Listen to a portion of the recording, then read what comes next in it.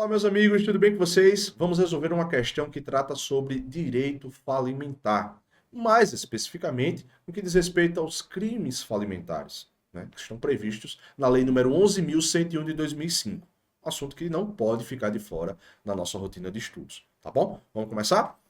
A questão diz o seguinte, gente.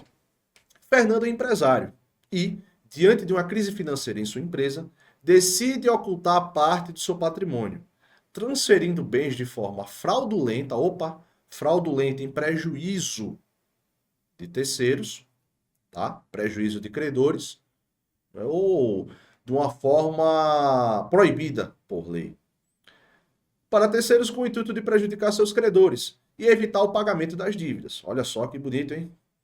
Após a falência, investigações indicam que Fernando praticou esses atos fraudulentos com o fim de assegurar uma vantagem devida para si. Tudo certo, hein? Beleza, hein? Mas vamos lá. Com base na Lei nº 11.101 de 2005, que trata dos crimes falimentares, assinale a alternativa correta. Letra A. Fernando não cometeu o crime. Não, claro, ele não cometeu o crime. Que é isso? Pois os atos fraudulentos foram praticados após a falência. Pior ainda, né, gente? E a lei não pune fraudes realizadas após o processo falimentar. Aí é que pune mesmo, né? Já descarta essa aí de cara. B. Fernando poderá ser punido com reclusão de 1 a 4 anos, já que praticou atos fraudulentos com o intuito de criar ou assegurar vantagem injusta para si, antes ou depois da falência. Vamos lá, vamos adiante. C. A atitude de Fernando não configura crime. Para por aí, né? Pois ele não transferiu bens para terceiros antes da falência, não importa. Pode ser antes ou depois. E a lei penaliza apenas os atos fraudulentos realizados durante o processo falimentar? Não. Gente, uma falência não é decretada da noite para o dia. Aquele devedor, aquele que vem a ser declarado falido, ele sabe que está em vias de sofrer essa medida drástica.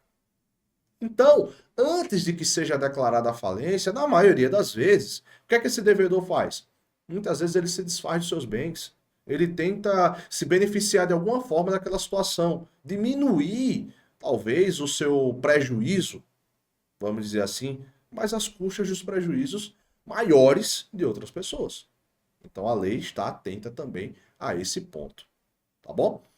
Bem, e letra D, Fernando poderá ser punido com detenção, mas não com reclusão, pois a pena não ultrapassa 1 ano de prisão. Aí nós já temos um regime, né? Um regime que é previsto na própria lei, o regime de execução dessa pena privativa de liberdade. Mas e aí, meus amigos? Eu acho que eu já dei dica demais aqui dessa questão, né? Que a resposta correta seria a letra B. Fernando poderá ser punido com reclusão de 1 a 4 anos, já que praticou atos fraudulentos com o intuito de criar ou assegurar vantagem injusta para si, antes ou depois da falência. Não importa. Se esses atos foram praticados antes ou depois da decretação da falência, Fernando vai ser punido da mesma forma. Mas qual é o fundamento dessa questão, meus amigos? Vamos até ele. Opa, não foi não. Agora foi. Falei para vocês que a letra correta seria a letra B, né? Por quê? A conduta de Fernando ela se enquadra na hipótese prevista no artigo 168 da Lei nº 11.101 de 2005, não havendo distinção entre o momento da ocorrência, se antes ou depois da decretação da falência, né? Bem como que é combinada a pena de reclusão, tá? Não é detenção, é reclusão. Por isso que a letra D está incorreta, né? Então, o que é que diz aqui o artigo 168? Praticar antes ou depois da sentença que decretar a falência, tá? Conceder a recuperação judicial ou homologar a recuperação extrajudicial, um ato fraudulento de que resulta ou possa resultar, né, causar prejuízo aos credores, com o fim de obter ou assegurar vantagem devida para si ou para outrem.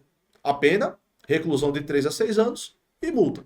Vai depender também, logicamente, meus amigos, da dosimetria do juiz no caso concreto, né?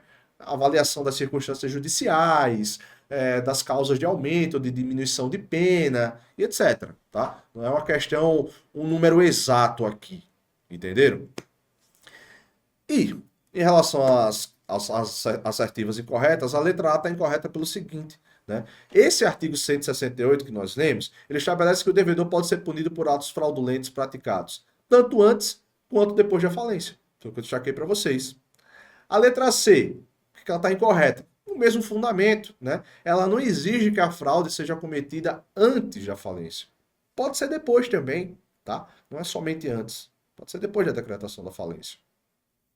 E a letra D está incorreta por conta do regime de cumprimento dessa pena, desse regime inicial. Fala-se em reclusão, tá? E a assertiva, na letra D, ela falou em detenção.